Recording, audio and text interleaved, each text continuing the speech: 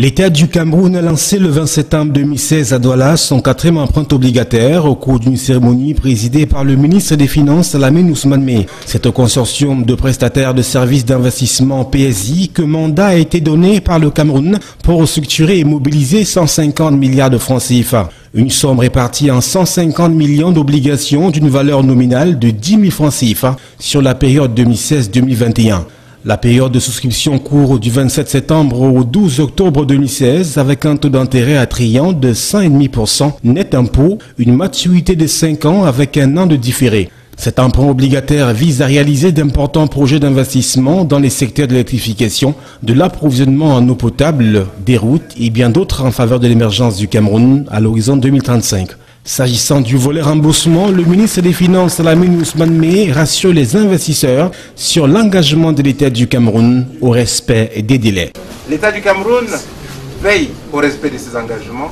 L'État du Cameroun constitue régulièrement les ressources nécessaires pour s'acquitter de ses engagements en matière de remboursement. Voilà ce que nous venons dire à la communauté des investisseurs à Douala et ceux qui sont venus d'ailleurs pour savoir que chaque fois qu'ils prendront le risque sur la signature Cameroun, qu'ils soient rassurés que le Cameroun fera tout pour également respecter son engagement en matière de remboursement. Un élan de confiance amplement témoigné et justifié puisque la présente opération fait l'objet d'une prise partielle de 112 milliards de francs CFA mobilisés par un syndicat de prise ferme constitué dans le cadre de cet emprunt obligataire. Pour ces potentiels investisseurs qui hésitent encore du fait des incertitudes qui pourraient découler des échéances électorales à venir, le patron camerounais des finances s'est voulu également rassurant. Il n'y a pas de quoi s'inquiéter. Le Cameroun n'est pas à sa première élection. Le Cameroun a eu des élections, il en aura, et nous sommes dans un pays qui a su assurer une paix, une stabilité, et qui a mis en place les infrastructures de sa démocratie qui permettent de dire que toutes les institutions sont en place pour permettre à chaque moment la réalisation de tous les engagements institutionnels de la manière la plus sereine, la plus tranquille.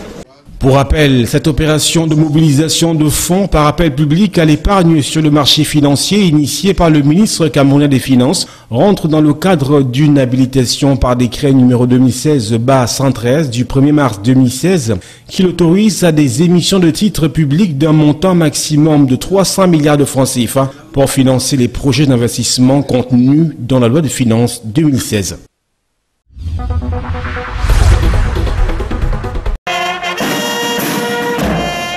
C'est les mois, la consternation pour la famille des forces armées camerounaises en général et la famille du sergent-chef Ousmane Abba en particulier qui a jeté l'éponge le soir du 4 août 2016 de suite d'un accident de la circulation au cours d'une mission commandée dénommée Émergence 3 sur la nationale numéro 1 au lieu du Rabinga en partance vers Ngaoundéré. Une mission dont l'optique est la sauvegarde de l'intégrité territoriale et la protection des personnes et de leurs biens. Il est tombé arme à la main dans la lutte acharnée du gouvernement pour la paix. L'ambiance du 23 septembre 2016 dans la cour du camp du Jardin était particulière. La lassitude se lisait sur le visage de tous. Le 32e bataillon d'infanterie motorisée a perdu un être cher. Le représentant du gouverneur Fidel Tegny, par un geste d'inclinaison devant le corps du sous-officier, a démontré que le gouvernement de la République compatissait à cette douloureuse perte dont le vide ne pourrait être comblé. C'était monsieur, comme vous venez de souligner son commandant au bataillon tout à l'heure, d'un calme imperturbable, d'une patience qui ne disait pas de ce monde. Le destin a décidé ainsi, Allah a décidé l'arracher entre nos mains. Malgré tous les efforts fournis par le haut commandement et ses camarades, Dieu a décidé qu'il s'en aille, qu'il se repose en paix et puis nous tous nous sommes appelés à suivre le même chemin. Le sergent-chef Ousmane Abba est né en 1979 à Kolofata, dans le Mayo-Sava, à l'extrême nord du pays. Du haut de ses 36 ans d'âge, il a passé 15 années au service de l'armée et de la nation. Il a lutté pour la récupération de la presqu'île de Bakassi. Il a combattu le phénomène des coupeurs de route et les attaques perpétrées par la secte Boko Haram. Aujourd'hui, il laisse une veuve et 3 enfants. La famille m'a chaleureusement chargé de remercier le chef de l'État et le ministre de la Défense qui ont vraiment pensé à rehausser la mémoire du défunt par la présente cérémonie et puis le geste symbolique qu'ils ont envoyé au niveau à l'endroit de la famille pour les obsèques du défunt. De grâce, que la terre de nos aïeux lui soit légère.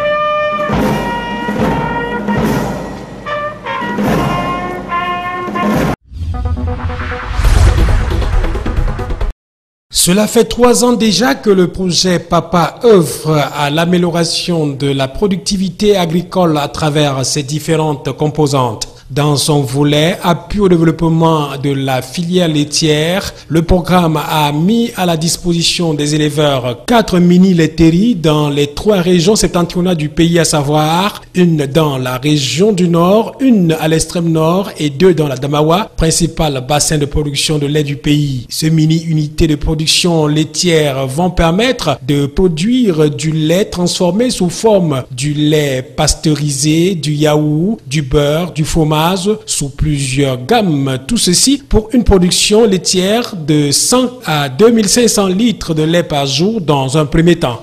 Il y a des produits qui seront valorisés par rapport à la consommation locale. Vous le savez bien ici, le mot Kindirmo, ça dit quelque chose. Le pendiram, c'est très connu. Alors, le travail qui sera mené au niveau de la mini-laiterie avec l'appui de l'INSAI et de l'unité de Ngaoundéré, c'est de standardiser ces produits-là de telle sorte qu'on ait à valoriser nous aussi nos produits hors de nos frontières. 220 millions de francs CFA, c'est la somme qui a permis de mettre cette unité en place. C'est dans cette optique que l'État du Cameroun et son partenaire, l'Union européenne, que le numéro 1 de la région de la Damawa, Kildadi Boukar, a fait une descente ce jour à la mini-laiterie de Ngaoundéré. Question d'apprécier la mise en place de cette structure qui va sans doute apporter un changement dans la chaîne de production laitière au Cameroun. Nous avons visité cette usine. Elle est de pointe parce que vous avez vu les machines qui sont là. Elles sont adaptées et nous pouvons être sûrs que dès lors que la matière première sera là, les populations auront donc assez de lait et d'autres produits dérivés. Plusieurs projets ont déjà vu le jour avec le programme dans la région de la Damawa, dont des centaines, dont des centres de collecte de lait. Il ne reste plus qu'aux acteurs de la chaîne de production laitière de tout mettre en œuvre pour ravitailler le pays, voire toute la sous-région Afrique centrale.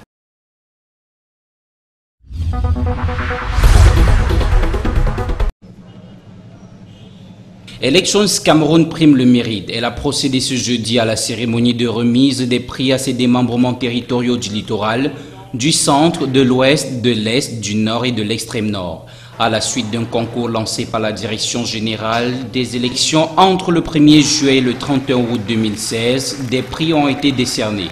Il s'agit entre autres du prix de la compétitivité qui a été remporté par la région du centre, le prix de l'endurance remporté par la région de l'extrême nord avec 68 000 inscrits, le prix de l'innovation remporté par la région du nord-ouest et les prix spéciaux tels que le prix spécial sensibilisation sur le genre, sensibilisation de la jeunesse et le prix de l'atteinte des objectifs spécifiques remporté par 5 régions avec à la tête le littoral. Mais qu'est-ce qu'elle représente? Elle représente, on va dire, le fruit d'un travail bien accompli. Mais en même temps, elle interpelle la région du littoral à davantage de performance. Quand on sait d'où nous sommes partis et ce que nous avons pu réaliser aujourd'hui, cela nous oblige à faire davantage mieux pour les années à venir.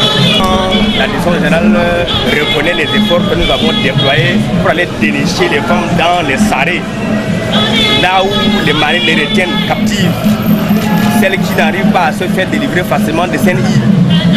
Les sorties de leur sarré pour les inscrire en grand nombre, pour nous c'est un motif de satisfaction. La direction générale a reconnu ses prouesses, ses efforts nous en sommes très réconfortés, très joyeux.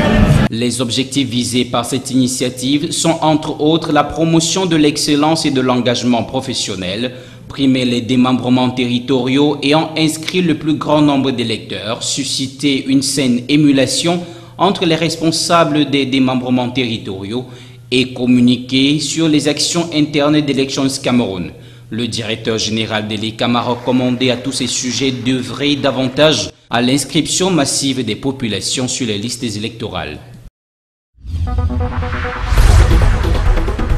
Les élections ont rendu leur verdict. Au Gabon, la Cour constitutionnelle a validé cette nuit la réélection de Ali Bongo. Selon la Cour, Ali Bongo a remporté l'élection avec 50% des suffrages contre 47% pour l'opposition.